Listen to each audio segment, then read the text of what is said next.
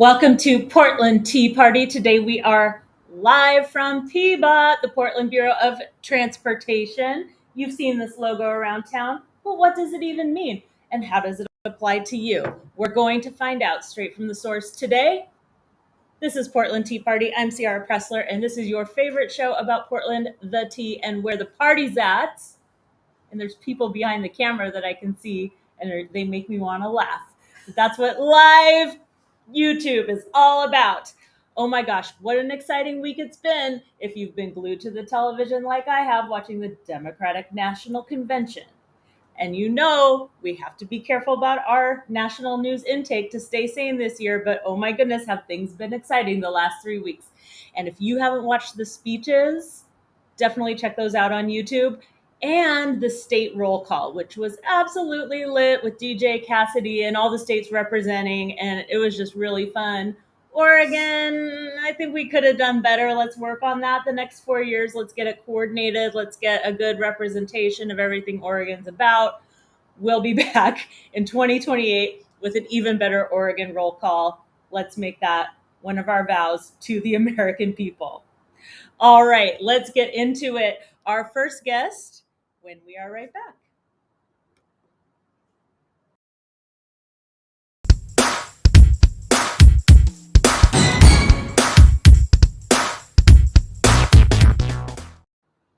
Welcome to Millicent Williams, the director of PBOT. Thanks for coming. Thanks. Well, and thanks for making time, because I know you're a very busy person. I have a lot going on, but this is worth it. I love sharing information about the Bureau, how it impacts people's lives every day, and being able to just have a conversation about it is great. So tell me, what is the scope of the Portland Bureau of Transportation? What do you all handle? Sure. So I think maybe a better question is, what isn't in the scope of the Transportation Bureau? So we're responsible for planning, maintaining, operating, and building the system that provides the infrastructure upon which everyone moves. It's all of the streets, it's all of the sidewalks, it's all of the signals, it's all of the stop signs, it's all of the ADA ramps, it's the maintenance of the sewer system in partnership with DES. It's planning for all of those things. It's designing all of those things. It's regulation. It's parking enforcement. It's management of structures. It's bridges. It's culverts. Wow. It's a little bit of everything. One of the things that I've shared in opportunities to engage around what PBOT is and what it does is that we're so present, we're invisible. There's not a time that you're not interfacing with a PBOT asset. We have $19 billion in assets that we're responsible for managing and maintaining, and so we're everywhere. It's an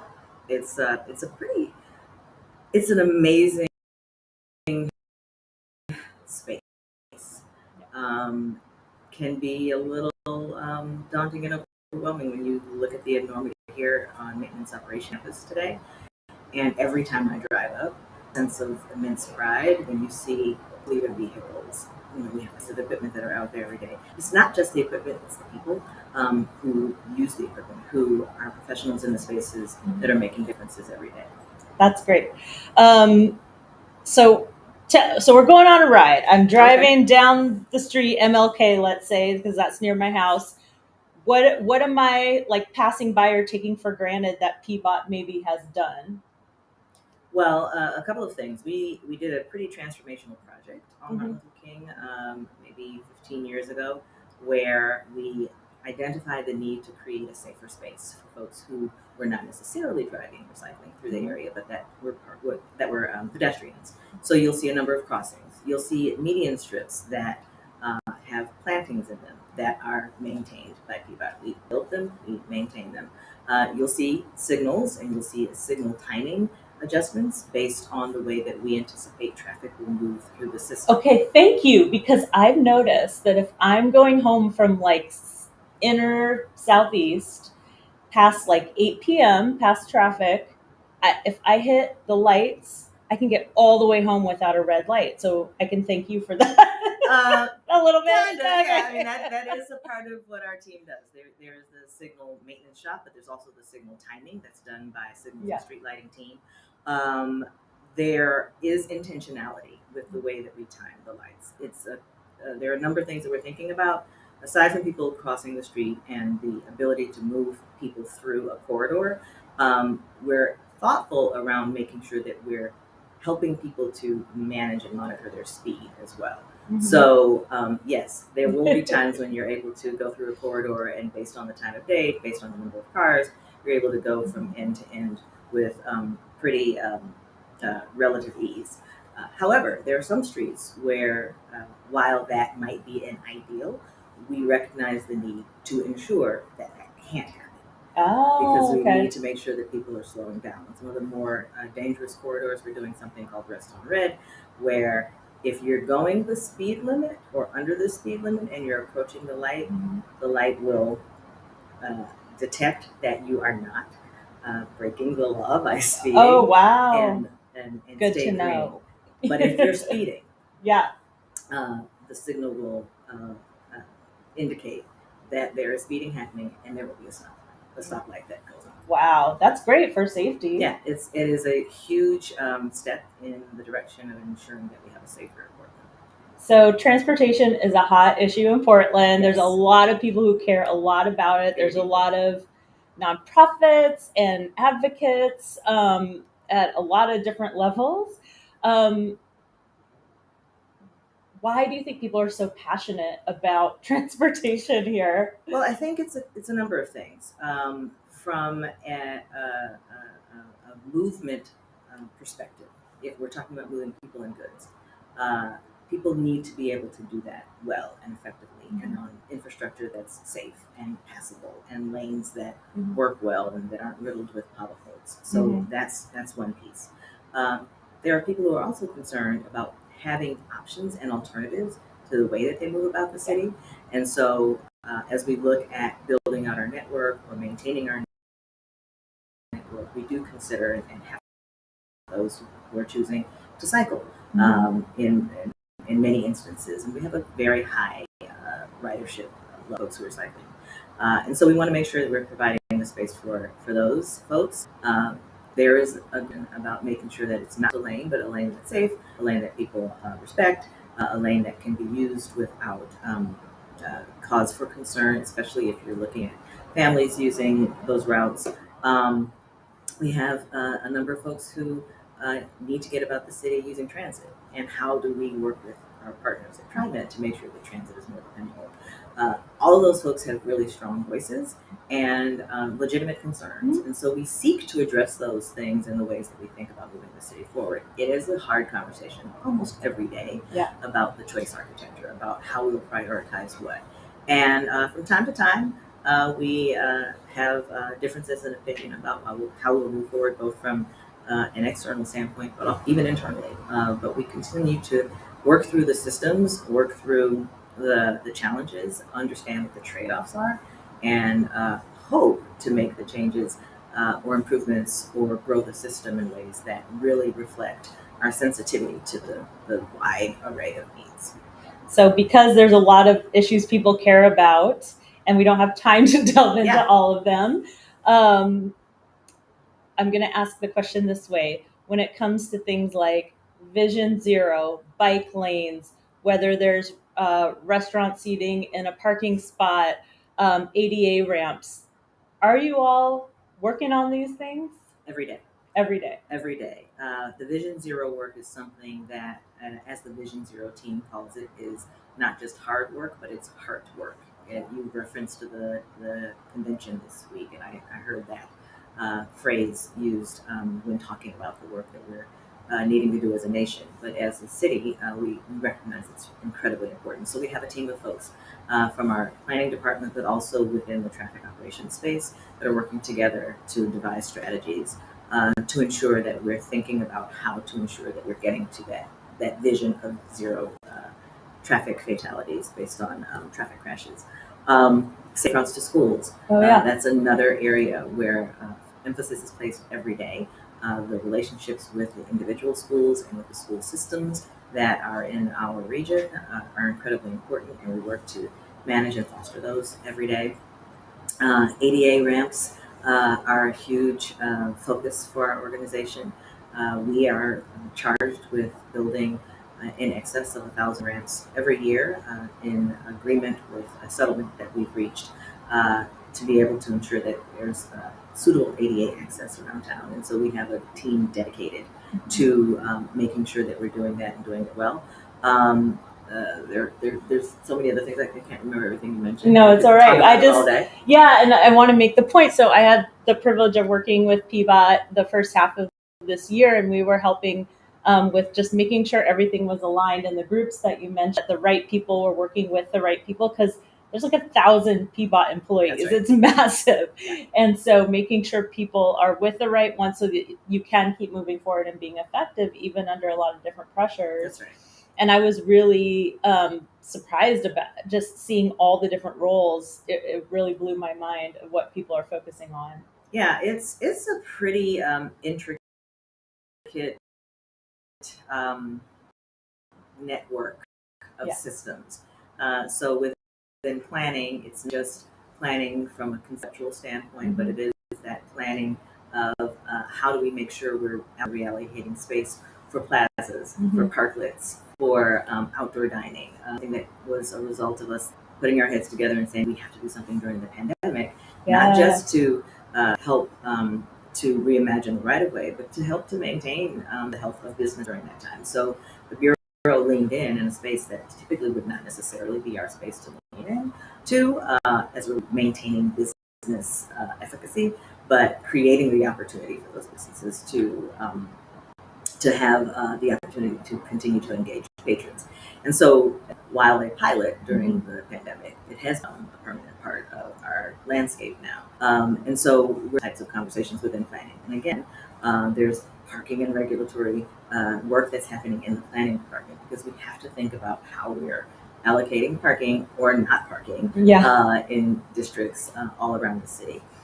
Within Build, which is the engineering arm, there's also right-of-way management services, and that's where you get your temporary street use permits.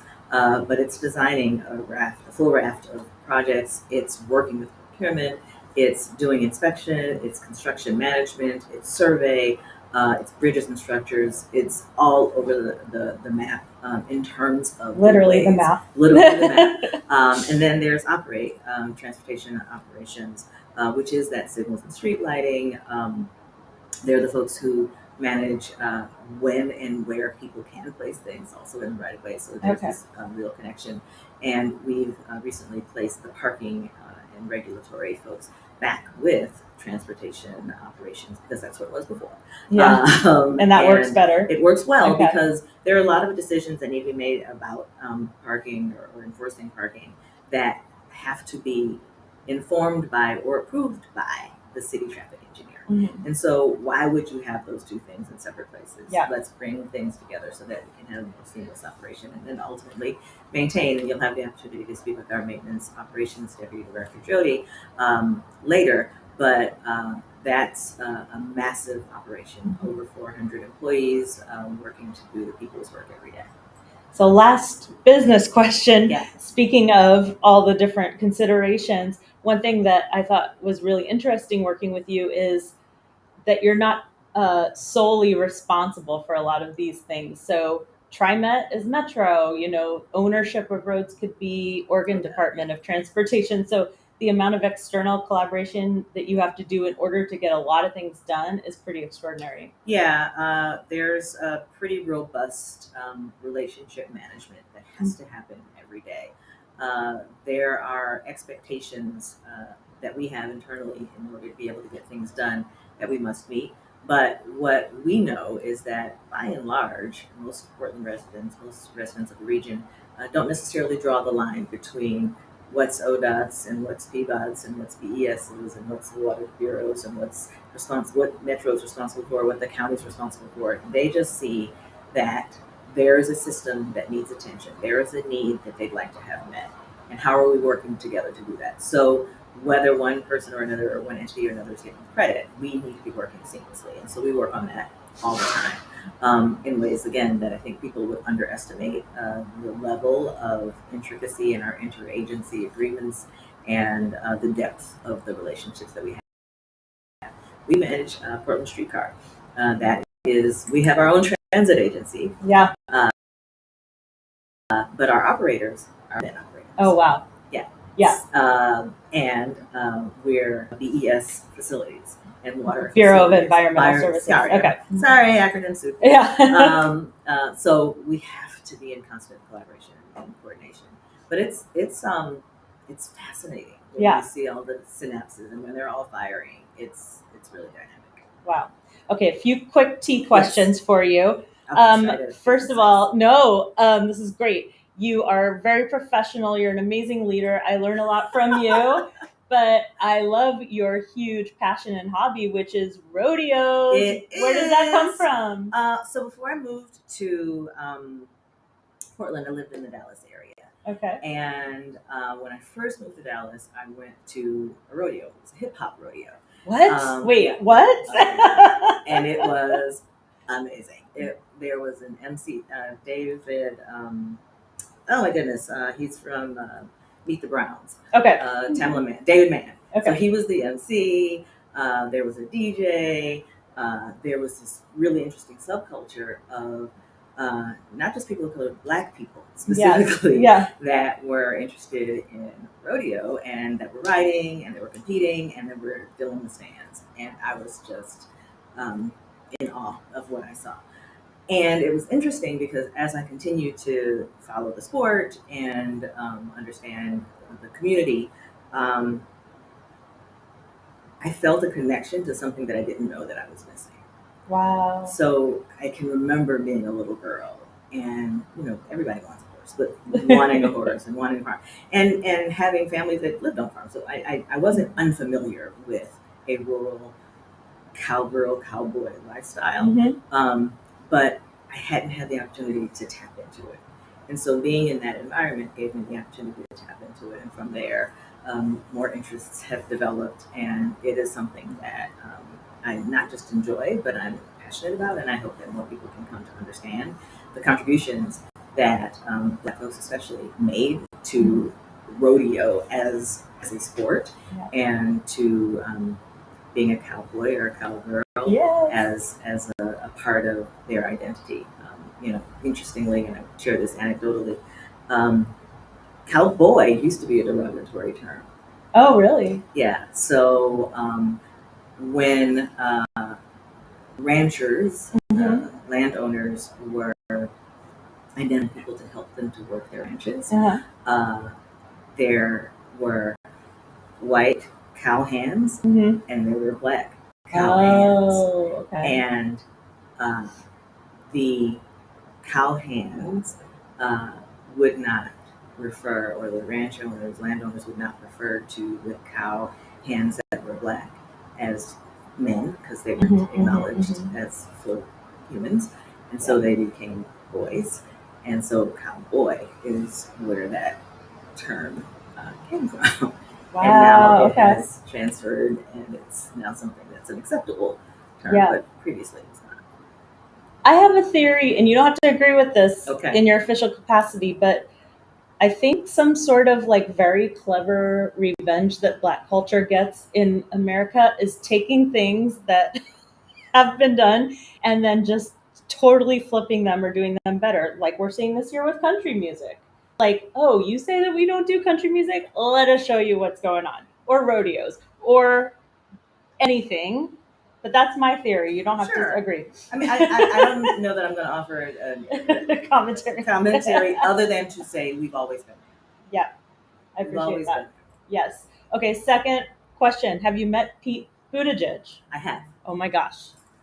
It was like a rock concert. Transportation celebrity. Yes. He's come to Portland in the region a lot, actually. That's great. The past couple of years. Yeah.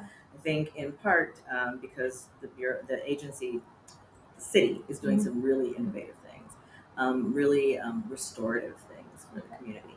And we have at the U.S. Department of Transportation a direct connection because the U.S. Department of Transportation Civil Rights Director used to be PBOT's Equity Director, Marion. And so I'm not suggesting that she's saying, hey, you got to go back to my hometown as much as she's saying, hey, look at what my hometown is Yes.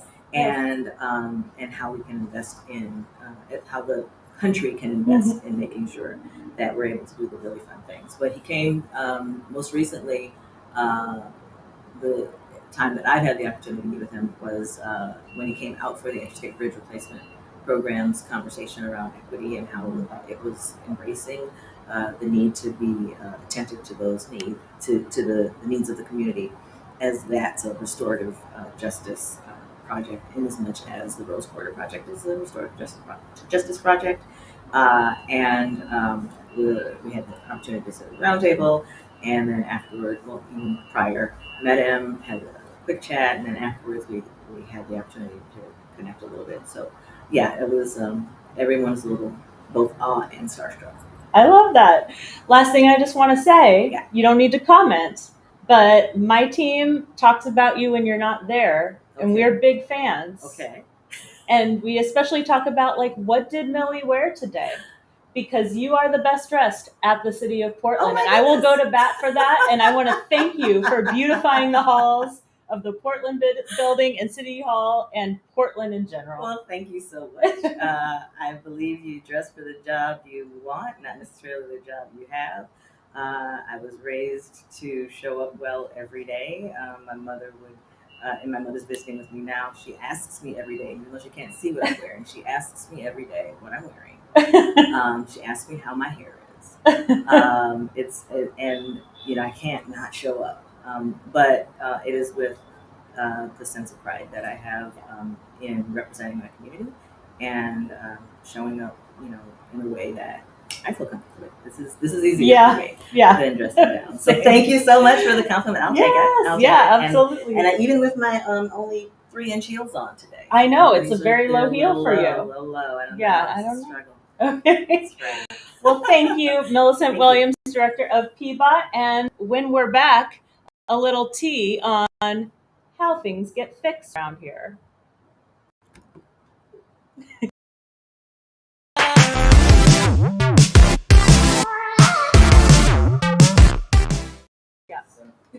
This is Jody Yates, who's in charge, Deputy Director of Maintenance at PBOT, and we are in Jody's office right now. Thank you for coming, or for letting us come to you. Yeah, best office in the city. And I love your shirt. I brought the party. Yeah. That's right, Portland Tea Party. No? Oh, not yet. Yeah, no. Okay, so Jody, I have a pothole on my street. What do I do? Go around it. But that'd be the first thing. But then let us know. That's the first thing. How do we do that? How do you do that? You can call 823-1700. You can call 311. There's also PDX Reporter. There are multiple ways online. So just let us know. Mm-hmm. And the next thing you know, within 30 days, that pothole will be gone. I love that. Yeah, that's our performance timeline. Now, all of a sudden, a lot of stuff was happening on my corner earlier this year.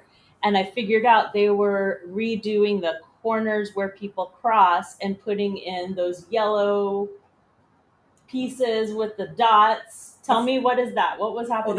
We have a fancy word for that. We call them truncated domes. Oh, okay. Fancy words. So my team repairs and restores about 600 in their ADA ramps. So it's for public to get across the street, the walking and traveling public, or if maybe you're in a mobility device, right? So you have to get across the road. So restoring that so that it's in a way that people can transverse. So yes, the yellow bumpy things are fancy words, truncated domes, and we put those in. But we also make it so that it's at a grade or an elevation climb that you can do it with a mobility device. What are some of the other things that you are in charge of maintaining, or your team? Well, yeah, I have 400 here. Wow. Great, amazing teammates. We do everything. What don't we do? Kind of like what my boss said a few minutes ago. What don't we do? So we replace signs. Mm-hmm. We do the stripes on the road. That's happening. Love stripes on the road. Love stripes on the road. What else do we do? We do the potholes. We're also doing other paving projects. We're doing those ADA ramps. We'll repair a concrete street. We're cleaning the sewers. We're ditching along. If you're in Southwest, there's ditches along the roadside. So we ditch those, make sure the stormwater flows. what else does my team do? We sweep.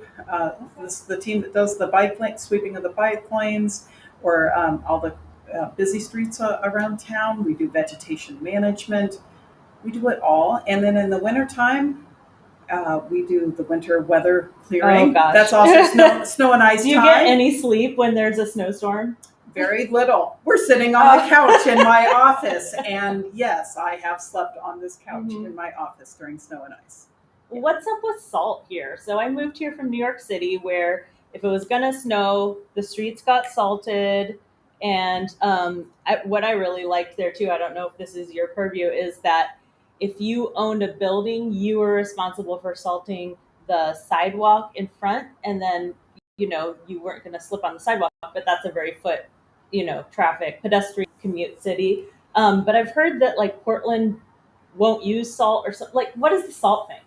The salt thing. We actually introduced salt into Portland about, I want to say 4 years ago.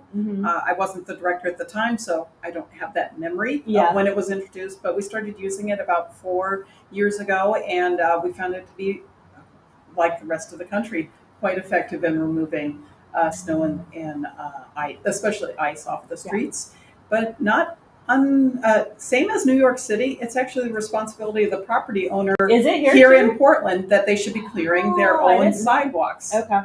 Whether it's they're a house owner or a building owner, that's actually the responsibility of those folks. Please, owners, love you. Yeah, get your salt at your Ace Hardware. Shovel. Exactly. All the above. All the above.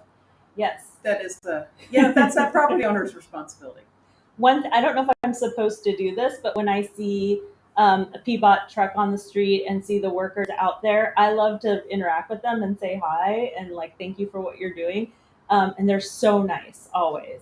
Should I not be interrupting them, or is it okay if like we Portlanders say like, hey, what's going on? What are you guys working on? Yeah, in a nice way. In a nice way. So if it looks like they're doing something chaotic, and you might get hurt, probably not time to engage. But generally speaking, there's a lot of down moments, and the team are very proud of the work they do, and they're happy to explain to you what's going on. Yeah. So what else should Portlanders know about Peabot maintenance?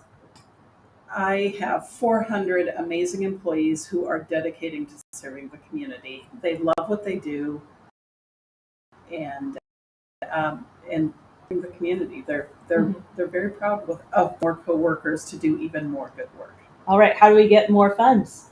That's a $1 there you go. That's a big question. All right, well, we will get somebody on the show and ask them to get some more money to you. I don't know what.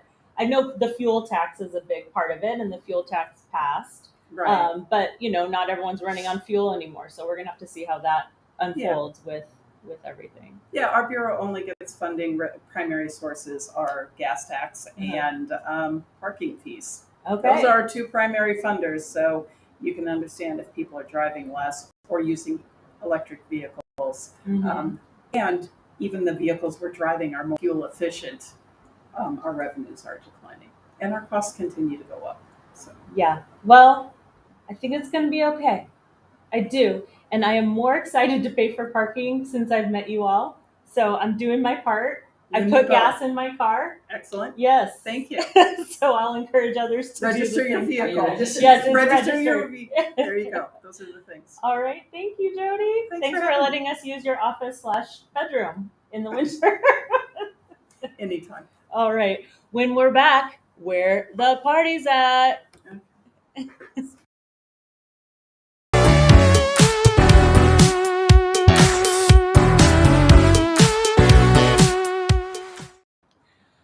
Oh my goodness, summer's almost over. Well, I don't know. We get summer until like the end of September, I think. But there's a lot of events happening. Even if school's starting for you next week, there's so much happening this weekend. And we have dropped the link to CityCast, which compiles an amazing event list. It's not everything going on, but some of the best things going on. So click on that link to check out CityCast's website. If you don't listen to their podcast, I'm a big fan. But if you can't get out, if you're working hard to keep Portland running, you could always do what Director Williams has in her office. please show it. Oh, no, show them. It's the dance button. May I press it? You may. 30-second dance party.